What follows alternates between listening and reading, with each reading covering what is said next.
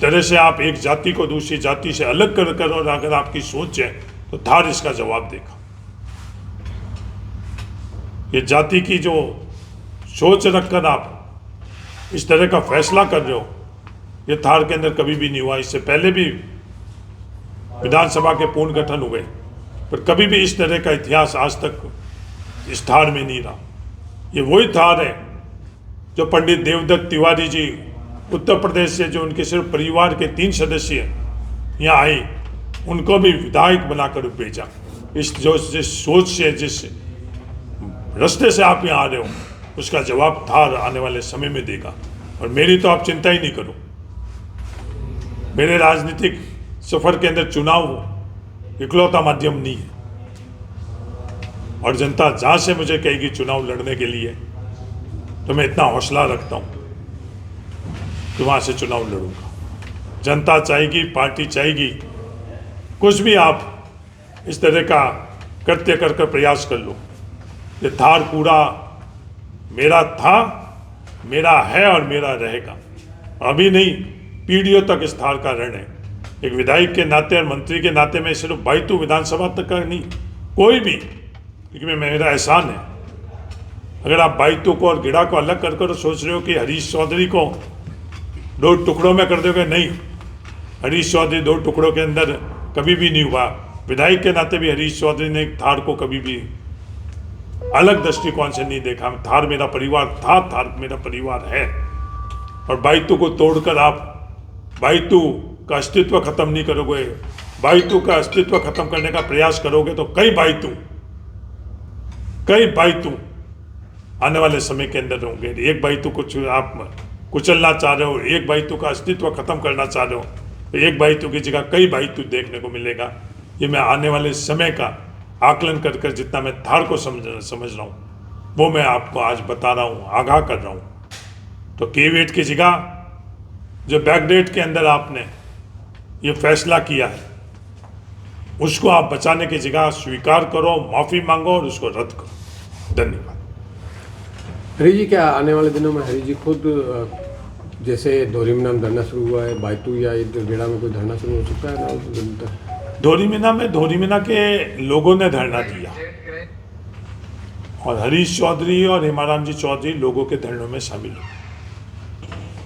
2 दिन हुए, बायतू के, गिड़ा के, पाटौदी के लोग आपस में चर्चा कर रहे हैं। वो निर्णय लेंगे कि भविष्य के अंदर आगे क्या करना है। ये हरीश चौधरी का सवाल नहीं है। जैसा बायतू के लोगों का निर्णय होगा, हरीश चौधरी उनके साथ है। हरीश चौधरी का वोटों का, राजनीतिक का रिश्ता नहीं है इन लोगों से, पीढ़ियों से रिश्ता था, है और रहेगा। संविधान के अंतर्गत बने हुए कानून की धज्जियां उड़ाते हुए, संविधान को रौंदते हुए, राजस्थान सरकार ने, जो उसके अधिकार क्षेत्र में ही नहीं था, 31 दिसंबर 2025 के बाद में देश में कोई भी राजस्व इकाई का सर्जन नहीं हो सकता, चाहे वह राजस्व गांव हो, तहसील हो, जिला हो, राज्य हो। पर राजस्थान सरकार में बैठे हुए लोग, उन्हें संविधान को कुचला, नियमों को और कानून को कुचला, और गैर कानूनन ढंग से, गैर संवैधानिक ढंग से उन्होंने 2 तारीख को एक तुगलकी फैसला किया, जिसके अंतर्गत जब पूरे राजस्थान में पंचायती राज का पुनर्गठन हो रहा था, तो इकलौता बाड़मेर जिला किस मकसद से पूरे राजस्थान में एक जिले में ही कुछ तहसीलों में, और तहसीलों का गठन भी उसी दिन बैकडेट में किया गया। और पूर्ण सीमांकन का आदेश निकला। उस पूर्ण सीमांकन का आदेश के बाद आज केवीट लगा रहे हैं। मैं राजस्थान सरकार को आगाह करना चाहता हूँ, ये केवीट आप न्यायालय में लगा सकते हो, कानून तौर के ऊपर आप अपने खुद के कानून ताकत से लड़ाई लड़ सकते हो, पर जनता के दिलों के ऊपर कोई केवीट नहीं लगती। जनता सब जानती है। कोई भी बाड़मेर की जनता के पास आकर ये कह दे कि ये 31 तारीख को कानूनन तौर पर जो दिन तारीख तय थी, उस दिन ही ये फैसला हुआ है। सबसे पहले तो फैसला करने का जो अधिकार था वो राजस्थान सरकार के पास भी नहीं था। कोई भी आकर ये राजस्थान के अंदर, बाड़मेर के अंदर ये आकर बता दे, किसी मंदिर मस्जिद में जाकर बता दे। दूसरा कि जो फैसला किया है, क्या ये न्याय संगत है? बायतू तहसील एक हुआ करती थी, बायतू पंचायत समिति एक हुआ करती थी। एक तहसील से बायतू और गिड़ा बना, पंचायत समिति गिड़ा बनी और तहसील गिड़ा बनी। जब मैं लोकसभा का सदस्य था और हेमाराम जी चौधरी साहब राजस्व मंत्री थे, उस समय गिड़ा तहसील का सर्जन हुआ। गिड़ा के लोगों की भावनाओं के अनुरूप वो गिड़ा तहसील बनी। किस मकसद से गिड़ा तहसील को बायतू तहसील से अलग कर कर एक को एक जिले में, दूसरे जिले।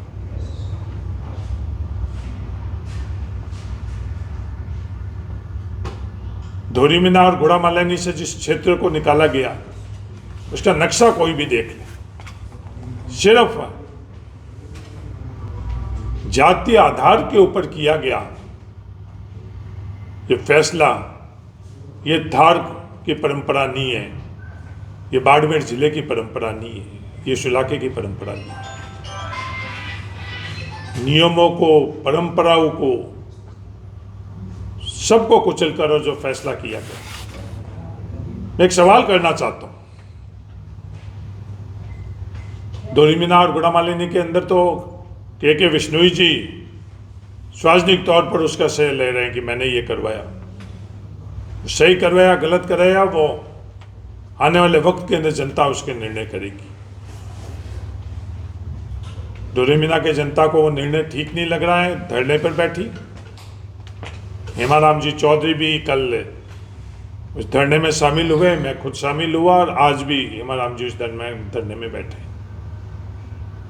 पर गिड़ा से बायतू अलग करना, इसकी जिम्मेवारी अभी तक किसी ने नहीं ली। वहां से विधानसभा चुनाव लड़ने वाले आदरणीय बालाराम जी चौधरी, संसद के भारतीय जनता पार्टी से चुनाव लड़ने वाले आदरणीय कैलाश चौधरी जी, छोटे से छोटा कार्य चाहे वो पहले की सरकार में क्यों नहीं हुआ हुआ है, किसी ने स्वीकृत क्यों नहीं करवाया, उसके श्रेय लेने के लिए सार्वजनिक मंचों से, सोशल मीडिया से, उद्घाटनों से वो अपनी बात जनता के बीच में रख रहे हैं। पर 2 दिन हो गए हैं, किसी ने ये नहीं किया। किस मकसद और मंशा से ये किया गया? कहने वाले तो ये भी कहते हैं और फोन कर भी मुझे कहा, कुछ लोग मेरे पास आए थे संसद लोकसभा के चुनाव के अंदर कि आप दूसरे लोग की तरह धीमे पड़ जाओ। मैंने कहा नहीं, बोला नहीं तो आपको कीमत चुकानी पड़ेगी। और उस फैसले होते उन्होंने वापस मुझे फोन से कहा, फिर वो भूल गए। मैं हरीश चौधरी वही हूँ, मेरे पारिवारिक पृष्ठभूमि में कोई वार्ड पंच भी नहीं है, आज भी मेरे परिवार में कोई राजनीति में नहीं है, और मैं इन फैसलों से कभी भी विचलित नहीं होने वाला, डरने वाला नहीं हूँ, दबने वाला नहीं हूँ, झुकने वाला नहीं हूँ। मेरा ये राजनीतिक सफर किसी ताकत से नहीं, लोगों की ताकत से ही शुरू हुआ और आज भी इस सफ़र को यहाँ जहाँ तक मैं पहुँचा हूँ वो लोगों की ताकत से ही पहुँचा हूँ। दबाने वाले ने बहुत दबाया, हदें भी पार की, सब ने, चाहे मेरी खुद की सरकार क्यों नहीं थी, तभी प्रयास किए गए। राजस्थान में बहुत कम उदाहरण होंगे जो खुद की सरकार के अंदर सीबीआई के अंदर केस रेफर किया गया। राजस्थान में बहुत कम ऐसे उदाहरण होंगे, एक दफ़े नहीं, 2 दफ़े नहीं, 3 दफ़े नहीं, 4 दफ़े सीबीआई की जांच हुई होगी। उनसे डरा और दबा नहीं, मैं सिर्फ और सिर्फ अपने लोगों से डरता हूँ और अपने लोगों से दबता हूँ। उनकी ये सोच कि बाइतू हरीश चौधरी का नहीं है, हरीश चौधरी बाइतू का है और बाइतू सबका है। बाइतू के टुकड़े करने से आप किसी के टुकड़े नहीं कर सकते हो। बाइतू के टुकड़े के पीछे जो भी आपकी मंशा है वो आपकी कभी सफल नहीं होगी। ये बाड़मेर जैसलमेर है, ये जोधपुर संभाग है, ये जयपुर में बैठे हुए लोगों ने जो फैसला किया वो ये नहीं जानते। क्या के विश्नोई साहब खुद बाड़मेर जिले के हैं? नहीं, जालोर के हैं, पर ये सवाल कभी भी नहीं उठा। आदूराम जी मेघवाल क्या बाड़मेर जिले के हैं? नहीं, वो जोधपुर जिले के। कभी भी ये सवाल नहीं उठा। प्रियंका चौधरी जी क्या बाड़मेर विधानसभा की है? नहीं, शिव विधानसभा की है। साले मोहम्मद जी क्या पोखरण विधानसभा के हैं? नहीं, वो जैसलमेर विधानसभा के। प्रतापपुरी जी क्या पोखरण विधानसभा के? नहीं, वो बाड़मेर जिले के हैं। ये बाड़मेर, जैसलमेर और धार है, उनको समझने में उनकी भूल हुई है। मेरा राजनीतिक सफर के अंदर कहीं चुनाव लड़ना मेरी प्राथमिकता ही नहीं थी। मैंने लोकसभा का कभी भी उम्मीदवार का दावेदारी भी नहीं करी, आवेदन भी नहीं किया, पर पार्टी ने जब निर्देश दिया कि लोकसभा का चुनाव लड़ना है तो मैंने सहर्ष स्वीकार किया और मेरे बाड़मेर जैसलमेर के लोगों ने तन से, मन से और धन से मेरी मदद कर कर मुझे सांसद बनाया। बाइतू विधानसभा का टिकट के लिए मैंने अप्लाई नहीं किया था। बाइतू पार्टी ने निर्देश दिए और बाइतू की जनता ने मेरे को विधायक बनाया। तो ये भूल गए कि कोई जयपुर में और दिल्ली में बैठकर वार्ड पंच भी नहीं बना सकता है। विधायक और सांसद तो बहुत आगे की बात है। जनता को दिलों के ऊपर आप इस तरह की जिला पूर्ण सीमांकन की लकीर खींचकर उन दिलों को जीत नहीं सकते हो। जनता के दिल जीतने का बिल्कुल अलग माध्यम है, अलग रास्ता है। जनता को जीतने से, अपने व्यवहार से, अपने काम से, यह जो आप तोड़ने की, कुचलने की, दबाने की जो प्रयास कर रहे हो, ये धार है। बड़े बड़े आक्रामकता इस धार के अंदर इस प्रयास से आई थे, वो विफल होकर गई। ये धार का इतिहास जानने वाले जानते हैं, ये सिर्फ मिट्टी नहीं है, इस संघर्ष का इसका अपना इतिहास है, अपनापन का अपना इतिहास है। जिसने जब ये प्रयास किया उसको मुंह की खानी पड़ी। हरीश चौधरी का कोई भी अस्तित्व नहीं है। इस धार का एक छोटा सा नगण्य अंग है हरीश चौधरी। आज हरीश चौधरी है, चंद सालों बाद हरीश चौधरी नहीं रहेगा। यह हजारों साल, लाखों साल से धार था और हजारों और लाखों साल तक आगे धार रहेगा। आगे कई पीढ़ियों से संघर्ष से ये धार बना है। यहाँ की परंपरा है, संस्कार है, अपना,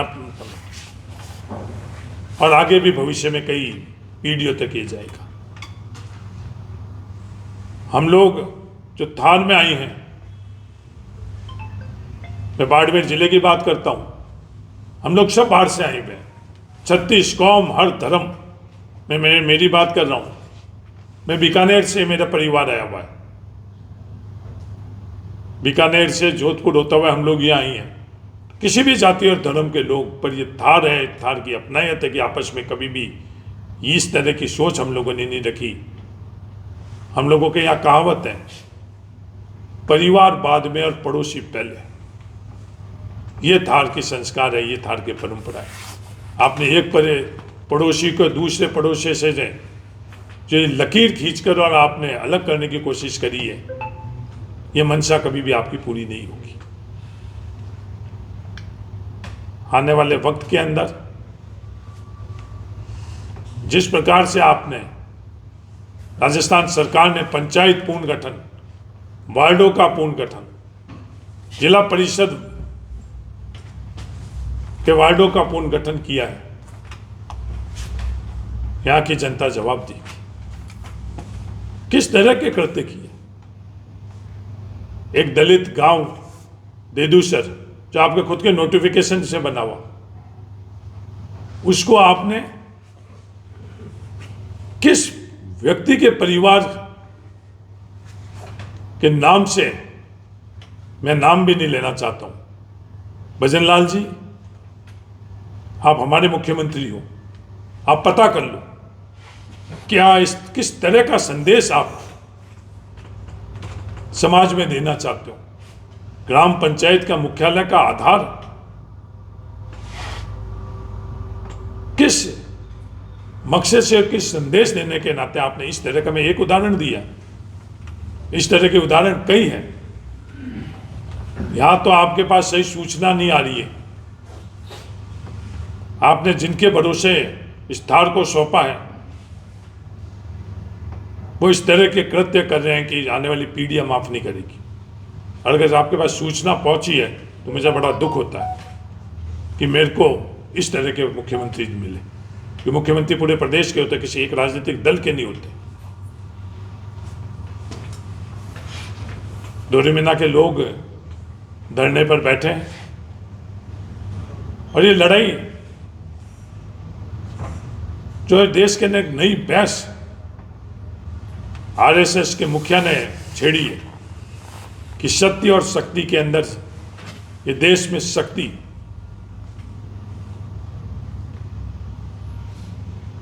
से सत्य को दबाने का प्रयास किया जा रहा है। 180 किलोमीटर दूर लोग पूछ रहे हैं कि क्या तर्क है, डोरीमीना बाड़मेर में रही, सिर्फ सवाल करना अलग बात है। 180 किलोमीटर दूर डोरीमीना का व्यक्ति कहां बालोता जाएगा, जो डोरीमीना से 60 किलोमीटर दूर ही बाड़मेर, क्या ये व्यवहारिक है? और डोरीमीना और गुड़ामालिनी पंचायत जो तहसील है, उनसे जिस तरह से ये लकीर खींची गई, मैं उन्हें ये भी बताना चाहता हूं, भारतीय जनता पार्टी को मैं बताना चाहता हूं, जिन लोगों को आपने उस लकीर से तोड़ा है, इस बार तो हम लोगों के साथ रही थार की जनता। 2 दफे जिन लोगों को आपने अलग किया है, वहां के बूथ का अध्ययन कर लो। भारतीय जनता पार्टी के नरेंद्र मोदी जी को प्रधानमंत्री बनाने के लिए उन लोगों ने आपको मत दिया, कांग्रेस पार्टी को मत नहीं दिया। जिन्होंने आपका साथ दिया, उनके साथ भी आप लोगों ने इस तरह का कृत्य किया। लोकतंत्र के अंदर ऐसा बहुत चंद उदाहरण आपको मिलेंगे। हाँ, इस लोकसभा चुनाव के अंदर जिन्होंने भी आपको लकीर खींचकर और तोड़ने के लिए करा था, तो वो लकीर की इस तरफ भी भारतीय जनता पार्टी को वोट नहीं दिए, तो उस तरफ वालों ने भी भारतीय जनता पार्टी को नहीं दी। अगर भारतीय जनता पार्टी के दृष्टिकोण से अगर आप आकलन करते हो, तो वो भी रहे समझ से परे हैं कि ये फैसले के अंदर क्या आधार रहा। तो ये दोनों आधार अगर किसी को समझ में आ रहे हो तो थार को समझा दो। एक राजनीतिक दल के नाते, एक बाड़मेर जिले थार के नागरिक के नाते, परंपरा और इतिहास के नाते, किसी को भी समझ में आ रहा, कोई भी इसको जायज। सरकार को भी आगाह करना चाहता हूं, केविट तो आपने लगा दी। जिन अंगुलियों की आप लोग धार में नई संस्कृति पैदा करना चाह रहे हो, वो उस अंगुली की ताकत को आप नहीं जानते हो। हर नागरिक को, पात्रधारक नागरिक जब मतदाता बन जाता है तो वो अंगुली, जब वोटर मशीन के ऊपर, वोट मशीन के ऊपर दबती है, वो ही अंगुली इस लोकतंत्र के अंदर काम में आती है। उसके अलावा वो अंगुली का उपयोग किसी भी तरह से आप कर लो, वो अंगुली का कोई मायने नहीं। भाई तू में भी आपस में 2 दिनों से चर्चा कर रहे हैं। गिडा को भी भाई तू से अलग किया, गिडा के लोगों से चर्चा कर रहे हैं, उनमें भी रोष है। किसी से भी चर्चा नहीं हुई। मैं सवाल करना चाहता हूं, क्या बाटाड़ू को अलग करने से पूर्व मैंने स्वयं 100 दफे छोटे और बड़े समूह में हर राजनीतिक दल, चाहे वो भारतीय जनता पार्टी के कार्यकर्ता और नेता भी क्यों नहीं थे, सबसे संवाद कर मैं खुद नहीं चाहता था कि बाटाड़ू बायतू से अलग हुए, पर जहां वहां के लोगों का बहुमत हर जाति, धर्म, राजनीतिक विचारधारा से संवाद कर जब उन्होंने सबने स्वर समिति से 1 दफे नहीं 10 दफे उन लोगों को बैठाकर जो मेरी समझ थी वो भी समझाई उनको, और उनकी समझ मैंने समझी। और आखिर के अंदर जब लोगों ने कहा, लोगों के इच्छा के अनुरूप फैसला किया ये कि ये कहानी पायला की थी, क्या वो रास्ता ठीक था, क्या वो व्यवस्था ठीक थी, क्या वो माध्यम ठीक था, या ये माध्यम ठीक। इसका फैसला मैं धार की जनता के ऊपर छोड़ता हूं। मुझे विश्वास है धार अपनी अपनायत से ही, ये अगर इन लोगों की सोच ये है कि आने वाले समय के अंदर विधानसभा और लोकसभा के पूर्ण सीमांकन होंगे, अगर कोई विधायक ये सोच रहा है कि मैं दूधवा उप तहसील को गिड़ा में डाल दूंगा और मैं विधायक बन जाऊंगा, तो मदन प्रजापति एक सिर्फ प्रजापति जाति से विधायक नहीं बनाया, 36 जाति का मदन प्रजापति को सहयोग था। और मदन प्रजापति को कांग्रेस के उम्मीदवार के तौर पर अगर कांग्रेस का उम्मीदवार बनाएगी तो 36 कौम के मत से वो विधायक बनेगा।